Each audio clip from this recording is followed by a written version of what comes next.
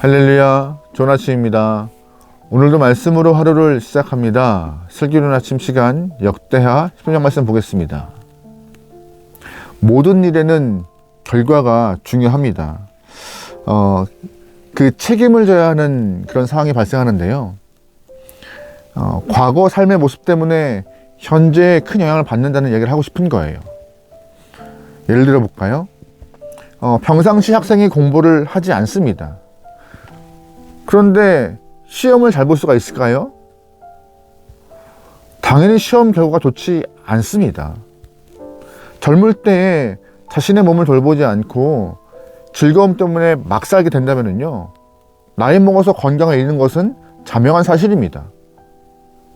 아픈 몸 때문에 자신만 고통스러운 것이 아니라 가족도 함께 슬퍼하고 아파해요. 함께 고통스러워해요. 젊은 가장이 가족을 돌보지 않고 가장으로서의 일보다 나가서 친구와 노는 것을 더 좋아하고 집에 있기를 싫어한다면요, 나이 먹어서 가족들에게 외면당하는 것은 자명한 현실 아닌가요? 과거에 보였던 삶의 흔적이 현재를 좀 불안하게 만든다는 것을 우리는 잘 알고 있죠. 오늘 본문의 여로보암도 그런 류의 사람입니다. 결론부터 말씀드리면요, 여로보암은 자신이 저지른 죄 때문에 제사장들이 다 남유다로 이주하게 되었고, 그로 인하여서 전쟁 가운데 큰 데미지를 입는 일이 오늘 본문에서 발생합니다. 여러분, 여로보암 다 아시죠? 여로보암은 이스라엘이 남과 북으로 갈린 이후 북이스라엘을 통치했던 첫 번째 임금이었습니다. 여로보암은 왕이 된 이후 너무나 큰 고민이 한 가지 쌓여 있었어요. 그것이 무엇이냐? 예배와, 즉 제사와 관련된 문제였습니다. 이스라엘 사람들은 전통적으로 신앙적으로 1년에 3번 절기를 맞이하면 성전에 가서 제사를 드려야 합니다. 그런데 문제는 뭐예요? 북이스라엘 땅에 성전이 없고 남유다, 예루살렘에 성전이 있던 것이었죠. 초창기에는 북이스라엘의 모든 사람, 대부분 남자들이 절기를 맞이해서 예루살렘으로 넘어가 절기를 드리고 복귀했습니다. 하지만 시간이 흐를수록 더 많은 사람들이 성전을 향하여 발걸음을 옮기는 과정 가운데 그 모습을 바라보고 있던 여로보암이 혹시나 저들이 성전에서 제사를 드린 이후 본국으로 돌아오지 않으면 어떡하지? 그러면 남유다는 점점점 젊은 남자가 더 많아져서 힘이 세어질 거고 북이스라엘은 점점 힘이 약해질 텐데 안 되겠다. 그들을 성전 가운데 그냥 보내면 안 되겠다 라고 해서 여로보암이 3가지의 일을 작정합니다. 우리가 잘 알고 있던 여로보암의 죄죠. 첫 번째 뭐예요? 단과 베델에 금송아지 만들어 놓고 그것이 하나님이다 라고 명하죠. 근데 금송아지를 만들어 놨으면 그 금송아지에게 제사를 드려야 되는데 레위지파 제사장들이 그걸 감당하겠습니까? 감당 안 한 거죠. 못하겠다 한 거죠. 여로보암이 핍박하고 박해해도 그 일을 할 수가 없기 때문에 제사장들은 르호보암의 남유다로 넘어가게 된 것이죠. 그래서 어쩔 수 없이 금송아지를 위한 제사를 지내게 되는데 일반인들에게 이렇게 제사장을 임명하여서 집례를 하게 합니다.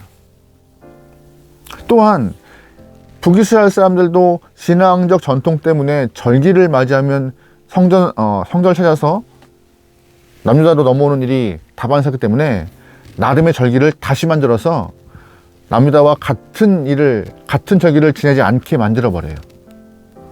여로보암은 신앙적으로 아예 다 남유다와 다른 길을 걸어가려고 처음부터 큰 죄악을 저지르게 되었습니다.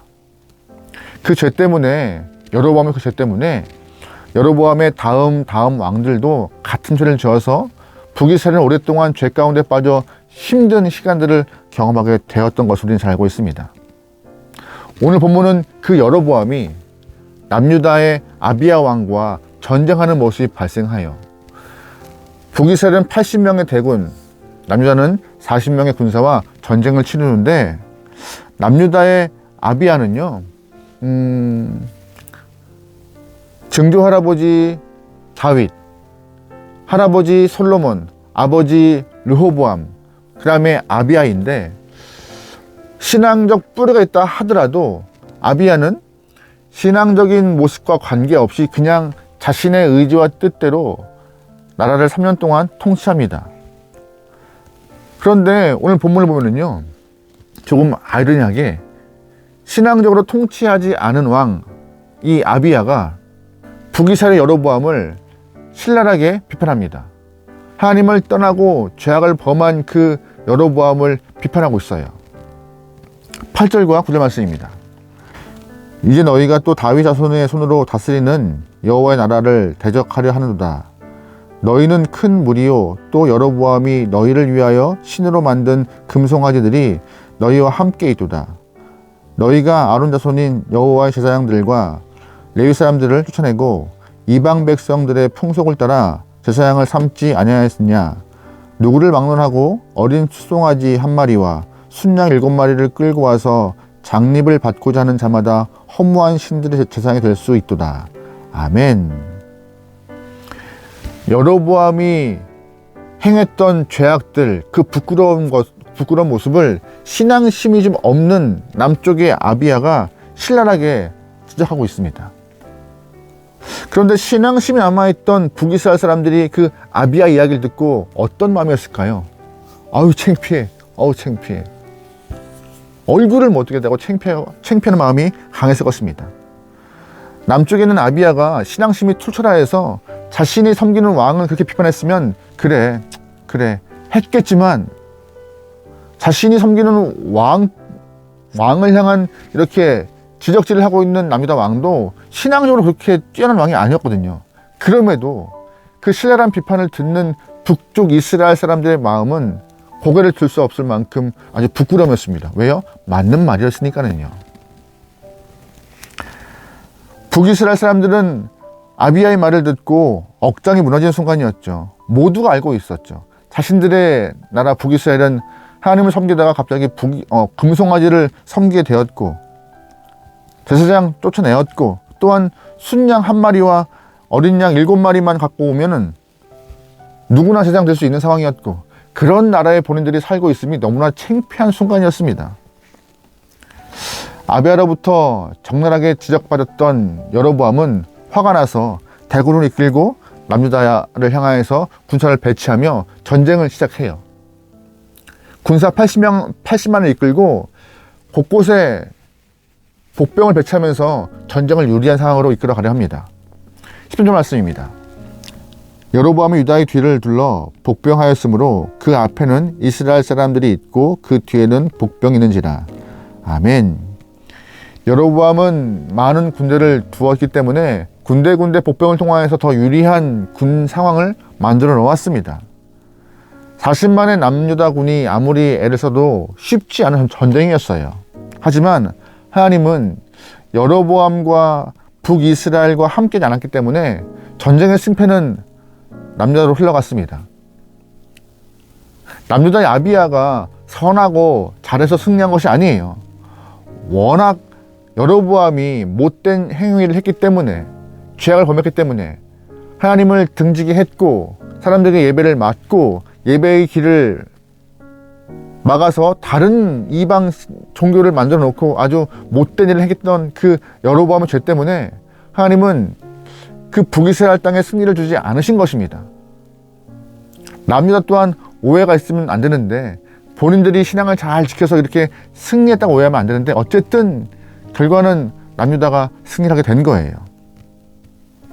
여기서 이 전쟁 가운데 좀 주목할 점이 있는데, 바로 이 북이스라엘과 남유다 아비야와의 전쟁에서 나팔수로 등장했던 사람들이 누구냐는 것입니다. 당시 북이스라엘 땅에서 여로보암에게 쫓겨난 제사장들이 이 남유다의 편에 서서 나팔을 불고 있던 것입니다. 민수기를 보면은요, 제사장의 나팔 소리는 하나님께서 약속하신 전쟁의 신호예요. 제사장들이 나팔을 불면 그 나팔 소리를 따라서 하나님의 영이 함께한다는 약속의 증표인데, 북이스라엘에서 쫓겨난 제사장들이 남유다 편에 서서 그 나팔을 불고 있던 것이죠. 10절 말씀입니다. 유다 사람들의 뒤를 돌아보고 자기 앞뒤에 적병으로 말미암아 여호와께 부르짖고 제사장들은 나팔을 부니라. 아멘. 제사장들은 나팔을 불기 시작합니다. 그 제사장들 중에는 많은 사람들이 북이스라엘 땅에서 쫓겨난 그들이었을 것입니다. 하나님을 향한 믿음을 가지고 나팔을 불었고 전쟁 가운데 주의 함께 하심을 체험하여서 80만 중에 50만의 군사가 북이스라엘 50만의 군사가 전사하는 그런 결과를 도출해내요.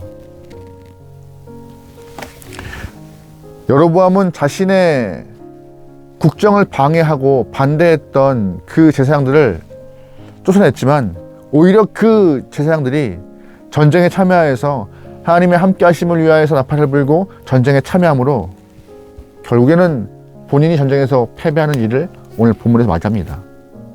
과거에 했던 행동이 현재 이렇게 참 암울하고 힘들고 어려움을 만들게 됐던 것이죠. 오늘 말씀을 통하여서 우리는 잘 기억해야 합니다. 죄는 어떻게든 흔적이 남아요. 그래서 우리의 삶에 수치와 부끄러움을 줄 수밖에 없습니다. 그래서 우리가 바르게 살아야 될 이유가 여기에 있는 거예요. 죄는 반드시 우리에게 수치와 부끄러움을 주기 때문에 매일매일 주 앞에 말씀으로 바로 서서 나를 무장하고 잘 살아야 내일이 또한 한 달이 1년 후의 모습이 부끄럽지 않고 주 앞에 칭찬받을 만한 선물로 또한 칭찬받을 만한 그런 귀한 것들이 쌓이는 것입니다. 오늘의 삶을 아무렇지 않게 막 사는 순간 우리의 내일은, 우리의 한 달은, 우리의 1년은 수치와 부끄러움으로밖에 남지 않아요. 그러기에 오늘 하루도 주님 안에서 말씀으로 승리하는 소망합니다.